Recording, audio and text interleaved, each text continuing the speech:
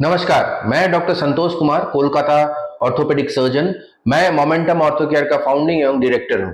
Momentum ortho care हमारे 10 orthopaedic surgeons की highly specialised team है, जिसमें हम लोग अंतर्राष्ट्रीय स्तर की ऑर्थोपेडिक सर्जरी यहाँ इस पूर्वी भारत में कलकत्ता में अवेलेबल करते हैं। आप में से किसी को अगर orthopaedic surgery, specialised orthopaedic surgery की जरूरत है तो आप कलकत्ता में मोमेंटम ऑर्थो केयर के पास जरूर आए, ऑफिस में जरूर आए, एवं हम आपको आश्वस्त करते हैं कि अंतर्राष्ट्रीय स्तर की सर्जरी हम सबसे उचित दामों में यहाँ पे कलकत्ता में आपको अवेलेबल कराएंगे।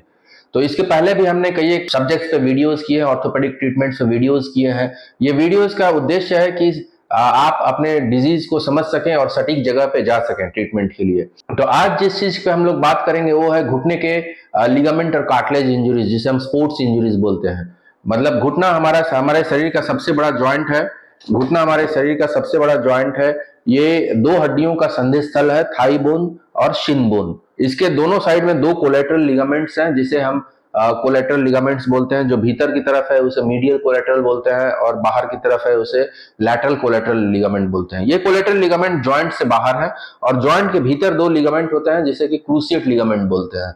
ये सामने से जो पीछे जाता है उसे ACL by anterior cruciate ligament बोलते हैं, और पीछे से जो सामने आता है उसे पीसीएल या पोस्टीरियर क्रूसिएट लिगामेंट बोलते हैं। इसके साथ दो हड्डियों के बीच में एक वॉशर शेप्ड कार्टिलेज है जिसका नाम है मेनिस्कस। जो अंदर की तरफ है उसे मीडियल मेनिस्कस बोलते हैं, और जो बाहर की तरफ है उसे लैटरल मेनिस्कस बोलते हैं। तो ये हमारे घुटने का एक स्ट्रक्चर है। इसी चीज को अगर हम पीछे से देखें तो कुछ ऐसे दिखता है। ये पीछे से पीसीएल दिख रहा है, पोस्टीरियर क्रूसिएट लिगामेंट, ये एंटीरियर क्रूसिएट लिगामेंट, और ये दो कोलेटरल लिगामेंट। इसके साथ दो हड्डियों के बीच में वॉशर शेप्ड कार्टिलेज है जिसका नाम है मेनिस्कस। ये यहाँ पे मेनिस्कस दिख रहा है। तो ये हमारे घुटने का स्ट्रक्चर है। और लिगामेंट्स में दो, जो भीतर के दो लिगामेंट हैं, जो अंदरूनी दो लिगामेंट हैं, वो आपस में क्रॉस करते हैं, इसीलिए इसे क्रूसिएट लिगामेंट बोलते हैं। जो सामने से पीछे की तरफ जाता है उसे एंटीरियर क्रूसिएट लिगामेंट या एसीएल बोलते हैं, और जो पीछे से सामने की तरफ आता है उसे पोस्टीरियर क्रूसिएट लिगामेंट या पीसीएल बोलते हैं। चूंकि ये दो लिगामेंट आपस में क्रॉस करते हैं इसलिए इसे क्रूसिएट लिगामेंट्स बोलते हैं। घुटने के स्ट्रक्चर को अगर हम साइड से देखें घुटने के स्ट्रक्चर को, तो ऐसे दिखेगा। ये थाई बोन जिसे फीमर बोलते हैं, ये शिन बोन जिसे टिबिया बोलते हैं, और सामने ये पटेला चक्री है, और ये क्वाड्रिसेप्स टेंडन और क्वाड्रिसेप्स लिगामेंट है। तो ये हमारे घुटने का स्ट्रक्चर है। अब घुटने में जब भी घुटने में चोट लगता है, चाहे वो चोट स्पोर्ट्स इंजरी हो, जैसे फुटबॉल हॉकी खेलते हुए हो, या फिर कभी साइकिल से गिरने से, मोटरसाइकिल से गिरने से, या फिर कभी समुद्र में जाकर के इंजरी हो, घुटने में इंजरी हो सकता है सी वेव्स से। तो चाहे जिस कारण से भी हो, लिगामेंट जब भी घुटने में इंजरी होता है, तो अगर वो इंजरी सिग्निफिकेंट है, मेजर इंजरी है, तो क्या है कि पहला चीज जो हम देखते हैं वो स्वेलिंग होता है, दर्द होता है, स्वेलिंग होता है। स्वेलिंग जितना जल्दी हो उतना वो इंजरी मेजर होता है। ये स्वेलिंग क्यों होता है? घुटने के अंदर ब्लड जमा होना शुरू हो जाता है, इसी कारण ये स्वेलिंग होता है। तो अगर मान लीजिए हड्डी टूटी हो, फ्रैक्चर हो, तो इमीडिएट स्वेलिंग हो जाता है। अगर मान लीजिए लिगामेंट इंजरी हो तो कई एक घंटों में, 2-4 घंटों में स्वेलिंग आता है। और अगर मान लीजिए मेनिस्कस इंजरी हो तो नेक्स्ट 24 घंटे में स्वेलिंग आता है, स्लोली स्वेलिंग आता है। तो स्वेलिंग, दर्द और स्वेलिंग सबसे इंपॉर्टेंट लक्षण है। तो जब भी ऐसा हो तो हमें इमीडिएट उसका ट्रीटमेंट शुरू करना चाहिए। ये घुटने के स्वेलिंग के में घुटना ऐसा दिखता है, सूजन जब आती है तो ऐसा दिखता है, मतलब भरा भरा सा घुटना दिखता है। ये घुटना नॉर्मल है, और ये चोट लगने के बाद सूजन आया हुआ भरा भरा सा घुटना है। तो ये घुटना हमें ऐसा दिखता है और तुरंत हमें ट्रीटमेंट शुरू करना चाहिए। तो जब भी ऐसा होता है तो पहले हम क्या करते हैं कि स्प्लिंटिंग करते हैं, मतलब घुटने को हम लोग रेस्ट देते हैं। वो कैसे ना, लॉन्ग नी ब्रेस लगाते हैं, संग संग हम लोग बहुत आइस कंप्रेस देते हैं, और दवाइयां शुरू करते हैं, एनएसएआइड्स मेडिसिन शुरू करते हैं, ताकि primary treatment is splinting, rest, ice and anti inflammatory medicine. ये प्राइमरी ट्रीटमेंट इमीडिएट शुरू करना चाहिए ताकि फर्दर इंजरी नहीं हो और पेशेंट को आराम मिले। इसके बाद जब सूजन थोड़ा कमता है, दर्द कमता है, तब फिर हम उसे फर्दर डायग्नोसिस कर सकते हैं। क्लिनिकली हम लोग बहुत कुछ डायग्नोस कर सकते हैं, मेनिस्कस टियर, लिगामेंट टियर, या फिर हमें कई बार एमआरआई करना पड़ता है। एमआरआई में वो हमें क्लियरली दिख जाता है कि कौन सा इंजरी है। एक्सरे में नॉर्मली ये लिगामेंट इंजरीज या कार्टिलेज इंजरीज नहीं दिखते हैं, तो फिर हमें एमआरआई करना पड़ता है। एमआरआई ऐसे दिखता है। एमआरआई में ये देखिए, आपको एंटीरियर क्रूसिएट लिगामेंट दिख रहा है, या फिर कई एक बार मतलब अलग अलग सेक्शंस में होते हैं एमआरआई।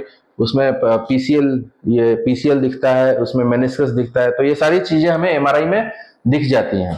जब एमआरआई होने के बाद, एमआरआई का प्रधान उद्देश्य है डायग्नोसिस और डॉक्यूमेंट करना है, क्या इंजरी है उसे डॉक्यूमेंट करना। तब फिर हम लोग आर्थ्रोस्कोपी पे जाते हैं। आर्थ्रोस्कोपी में हम लोग सूक्ष्म छेद से घुटने के अंदर घुस के, टेलीस्कोप कैमरा घुस के बड़े टीवी स्क्रीन पे देखते हैं उसे। तो वो डायग्नोसिस और ट्रीटमेंट सेम सिटिंग में है। मतलब आर्थ्रोस्कोपी इज डायग्नोसिस, पहले हम अपने आंख से देखते हैं उसे, सब तरह के मूव में डायनामिक असेसमेंट करते हैं, मतलब घुटने को मोड़ के, सीधा करके, खींच के, उसके प्रोब से लिगामेंट को खींच करके, सब तरीके से हम लोग डायनामिक असेसमेंट करते हैं और तब फिर हम लोग ट्रीटमेंट जाते हैं। तो arthroscopy is diagnosis and treatment in the same sitting. तो एमआरआई करने के बाद फिर नेक्स्ट स्टेप है arthroscopy. Arthroscopy is diagnosis plus treatment. MRI में क्या है कि वो एक स्टैटिक इमेजिंग है, पर आर्थ्रोस्कोपी में हम डायनामिक, हर तरीके से, हर एंगल में घुटने को रख के, खींच के, लिगामेंट को, स्ट्रक्चर्स को हम लोग प्रोब से खींच करके, देख करके, हिला करके, सब तरीके से देख सकते हैं। तो arthroscopy is dynamic diagnosis plus treatment in the same sitting. तो आर्थ्रोस्कोपी के लिए पहले हम, आर्थ्रोस्कोपी में जो भी हमें डायग्नोसिस मिलता है उसे हम रिपेयर करते हैं, ट्रीट करते हैं। मतलब केवल डायग्नोसिस करके हम लोग नहीं छोड़ते हैं, ट्रीटमेंट सेम सिटिंग में करते हैं, और ये पूरे पद्धति को हम चाहें तो रिकॉर्ड कर सकते हैं। तो आर्थ्रोस्कोपी पे पहले घुटने के अंदर 2-3 छेद किए जाते हैं, 2-3 सूक्ष्म छिद्रों से ये पूरा सर्जरी होता है, इसीलिए इसे की होल सर्जरी बोलते हैं, इसीलिए इसे की होल सर्जरी बोलते हैं। नॉर्मली 2 या 3 छेद करते हैं। एक छेद से ये टेलीस्कोप और कैमरा जाता है और ये एक बड़े टीवी स्क्रीन पर हम देख सकते हैं। दूसरे छेद से इंस्ट्रूमेंट जाता है जिसे हम रिपेयर या रिकंस्ट्रक्शन करते हैं, और कैनुला इससे भी कर सकते हैं, इसी छेद से भी कर सकते हैं, अलग से भी कर सकते हैं। तो अंदर जाने से हमें ये ऐसा कुछ दिखता है, we see something like this, ऐसा हमें दिखता है। पूरा घुटने के अंदर का स्ट्रक्चर हमें साफ साफ बड़े पर्दे पे, बड़े स्क्रीन पे हमें ये दिखता है। तो इसमें हम लोग जो भी रिपेयर रिकंस्ट्रक्शन करना हो, जैसे लिगामेंट रिकंस्ट्रक्शन या मेनिस्कस रिपेयर, ये सारी चीजें हम आर्थ्रोस्कोपी के सहायता से कर सकते हैं। जब भी घुटने में ट्विस्टिंग इंजरी होता है, तो मतलब हड्डियां आपस में जब ट्विस्ट कर जाती हैं या चोट में, तो मेनिस्कस इंजरी होता है। जैसे इस फोटो में आप देख सकते हैं, 2 हड्डियों की जो संधि स्थल है, यहाँ पे वॉशर शेप्ड कार्टिलेज है। एक जो भीतर की तरफ है उसे हम मीडियल मेनिस्कस बोलते हैं, और जो बाहर की तरफ है उसे लैटरल मेनिस्कस बोलते हैं। तो ये मेनिस्कस जो वॉशर शेप्ड कार्टिलेज है, ये कट सकता है, फट सकता है, जिसे हम मेनिस्कस इंजरी बोलते हैं। और ये मेनिस्कस इंजरी रिपेयर या उसको बैलेंसिंग हम करते हैं, वो आर्थ्रोस्कोपी के सिटिंग में ही करते हैं। तो आर्थ्रोस्कोपी में सब कुछ हम लोग पहले डायनामिक असेसमेंट करके देख लेते हैं, प्रोब डाल करके, मतलब उसे एक प्रोब डाल के खींच करके देख लेते हैं कितना टियर है, क्या है, ये डायनामिक असेसमेंट हम कर लेते हैं। तो मेनिस्कस इंजरी के ट्रीटमेंट 2 तरह से होते हैं, एक है ट्रिमिंग, जो कि काफी कॉमन है, और रिपेयर करते हैं हम लोग। तो किस केस में रिपेयर करेंगे? जब वो बाहर के क्षेत्र में मेनिस्कस टियर जो है वो जब आउटर थर्ड में होगा, तब फिर वो वैस्कुलर जोन में आता है, मतलब वहां ब्लड सप्लाई है, तब हम रिपेयर कर सकते हैं। और जब वो इनर थर्ड में है, तब फिर उसे ट्रिम करना पड़ता है, क्योंकि उसमें रिपेयर हील नहीं करता है। तो ये डिसीजन पूरी तरह से सर्जन का है कि किस में रिपेयर करेंगे और किस में ट्रिमिंग करेंगे। ट्रिमिंग को हम लोग बैलेंसिंग बोलते हैं, और रिपेयर हम लोग काफी करते हैं, आउटसाइड इन या इनसाइड आउट टेक्निक। यहाँ पे भी देखें तो आप, हम मेनिस्कस को रिपेयर कर रहे हैं। मेनिस्कस रिपेयर हर केसेस में नहीं होता है, अगर वो रिपेयरेबल हो, वैस्कुलर जोन में हो, तभी मेनिस्कस रिपेयर करना संभव है। और अगर वो वैस्कुलर जोन में नहीं हो, तो फिर मेनिस्कस रिपेयर करना संभव नहीं है। उसमें हम लोग ट्रिमिंग करते हैं, जिसे हम मेनिस्कस बैलेंसिंग बोलते हैं। और अगर मेनिस्कस रिपेयर करें तो उसमें हम लोग कई एक हफ्ते तक वजन नहीं दे सकते हैं, लेकिन मेनिस्कस ट्रिमिंग में इमीडिएटली नेक्स्ट दिन से हम वजन दे सकते हैं। तो ये सारी चीजें हमें समझ करके फिर फाइनल डिसीजन लेना होता है, ट्रिमिंग करने हैं या हमें उसमें रिपेयर करना है। कभी कभी मेनिस्कस का रूट से टियर होता है, जिसे हम पूरी तरह से रिकंस्ट्रक्ट करते हैं, रूट रिपेयर बोलते हैं। और as far as ligaments are concern, जहां तक कि लिगामेंट्स की बात है, जो बाहरूनी लिगामेंट है, जो कोलैटरल लिगामेंट्स है, उसे हम रिपेयर करते हैं और इंटरनल ब्रेसिंग मजबूत करने के लिए ऑगमेंटेशन करते हैं, फाइबर टेप से उसको और मजबूत कर देते हैं। और जो भीतर के लिगामेंट्स है, क्रूसिएट लिगामेंट्स, उसमें ज्यादातर केसेस में रिपेयर संभव नहीं होता है, इसलिए हम लोग ऑटोग्राफ्ट, शरीर के भीतर से ही एक ग्राफ्ट लेते हैं, ज्यादातर हैमस्ट्रिंग टेंडन ग्राफ्ट या फिर पेरोनियल टेंडन ग्राफ्ट से रिकंस्ट्रक्ट करते हैं, मतलब लिगामेंट को रिकंस्ट्रक्ट करके हड्डियों में टनल बना करके उसको बायो स्क्रू से फिक्स करते हैं। तो इसे बोलते हैं लिगामेंट रिकंस्ट्रक्शन। जैसे कि इस फोटो में आप देखेंगे, एसीएल और पीसीएल दोनों को रिकंस्ट्रक्शन दिखाया गया है। ये हड्डी में टनल देकर के ग्राफ्ट को पास करा करके ये रिकंस्ट्रक्शन करते हैं, और ये फिक्सेशन या तो बायो स्क्रू या फिर लूप से होता है, जो हाईली एडवांस सिस्टम्स हैं। और जहां तक ये बाहरूनी लिगामेंट्स की बात है, तो वो रिपेयर या फिर ऑगमेंटेशन कर सकते हैं। हम लोग इंटरनल ब्रेसिंग दे करके, इसे इंटरनल ब्रेसिंग बोलते हैं, इंटरनल ब्रेसिंग दे करके ऑगमेंटेशन कर सकते हैं।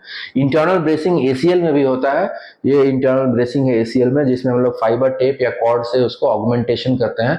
पर एसीएल में ज्यादातर केसेस में ग्राफ्ट जरूरी होता है। ऑफ कोर्स उसके साथ हम लोग इंटरनल ब्रेसिंग या ऑगमेंटेशन करते हैं। कोलैटरल लिगामेंट में रिपेयर और इंटरनल ब्रेसिंग एक साथ करते हैं। जैसा कि हमने देखा एसीएल और पीसीएल में ज्यादातर केसेस में रिपेयर संभव नहीं होता है, तो हमें शरीर के बॉडी के भीतर से ये ग्राफ्ट लेना पड़ता है, जिसे हम ऑटोग्राफ्ट बोलते हैं। ये है हैमस्ट्रिंग टेंडन ग्राफ्ट, जिसे हम ऑटोग्राफ्ट बोलते हैं। ये ले करके हम इसे रिकंस्ट्रक्ट करते हैं, और जैसा कि हमने देखा हड्डी में टनल बना करके फिर बायोस्क्रू से उसको फिक्स किया जाता है। ये बोन में टनल बना करके बायोस्क्रू से इसको फिर फिक्स किया जाता है। और न्यूली रिकंस्ट्रक्टेड लिगामेंट जो हैमस्ट्रिंग टेंडन ग्राफ्ट या टेंडन ग्राफ्ट है वो ऐसा दिखता है। ये ग्राफ्ट ग्रेजुअली वैस्कुलराइज हो जाता है और बिल्कुल नेचुरल एसीएल की तरह हो जाता है। तो ये सबसे बड़ा एडवांटेज है।